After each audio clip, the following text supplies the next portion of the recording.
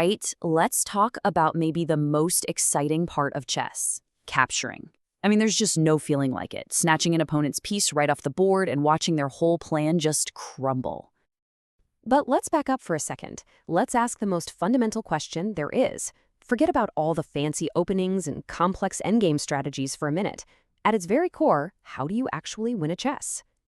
Yup, it all comes down to this. You win by strategically capturing your opponent's pieces. Every piece you take is one less soldier they have to attack your king, and it gets you one step closer to that beautiful checkmate. Mastering this is everything. Okay, so here's our game plan. We're going to start with the art of the capture itself. Then we'll cover the one golden rule that applies to pretty much everyone.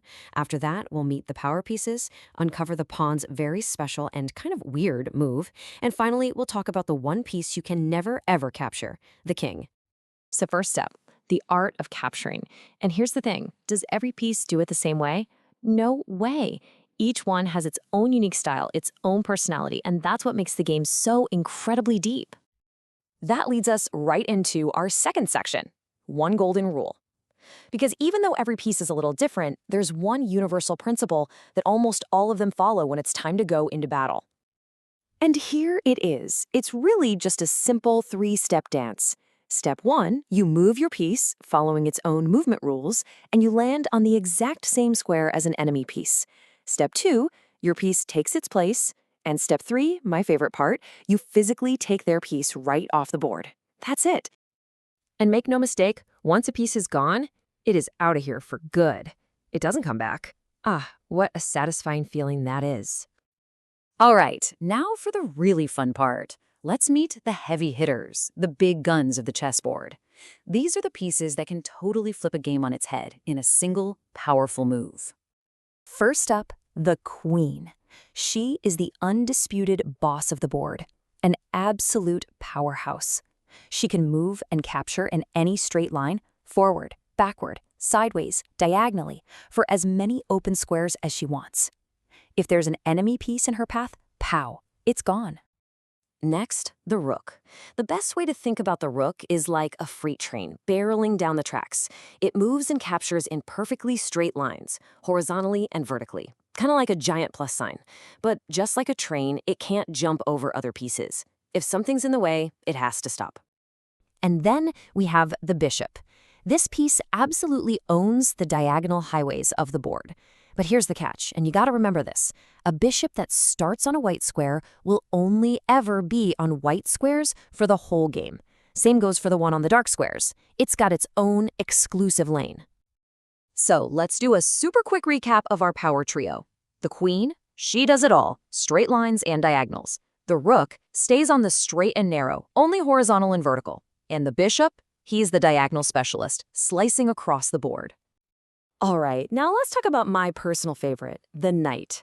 The knight is the lovable weirdo of the chessboard, and honestly, that's what makes it so dangerous and so much fun to play. The knight has two things that make it totally unique. First, it moves in that famous L shape, 2 squares in one direction and then one sharp turn to the side. And second, this is a huge deal. It is the only piece on the board that can jump over other pieces, whether they're friends or foes. Just remember, it only captures the piece on the square where it lands, not anything it jumps over. This ability to jump makes the knight a master of the surprise attack. Boing! It can just leap out of a crowded, messy position and snatch a piece when your opponent least expects it. It's awesome. Now let's talk about the pawn.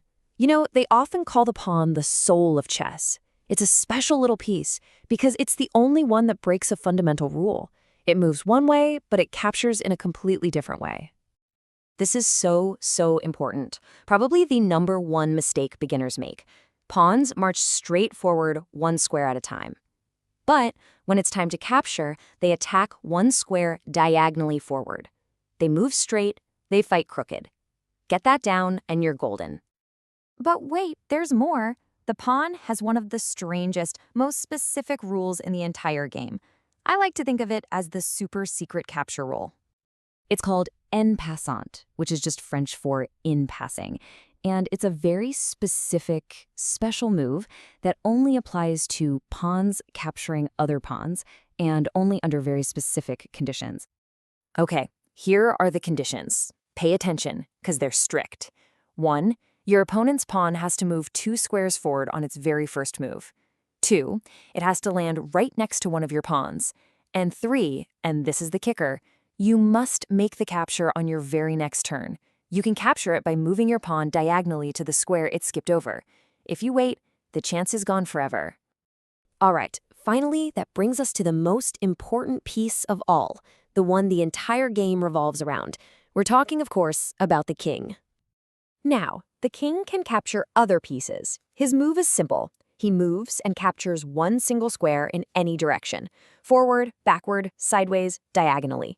He's not a powerhouse attacker, but he can definitely defend his little patch of territory. But this right here is the single most important rule in chess. The king can never be captured. You don't win by taking him off the board. You win by trapping him in checkmate. That's a position where he's under attack and has absolutely no legal moves to escape. Remember this, you don't capture the king, you just corner him. And there you have it, the whole shebang, from the mighty queen to the tricky pawn. You now know how every single piece on the board does its job and captures its opponents. This knowledge is the foundation of every great attack. So what are you waiting for? Go out there, get your game on, and start taking some pieces.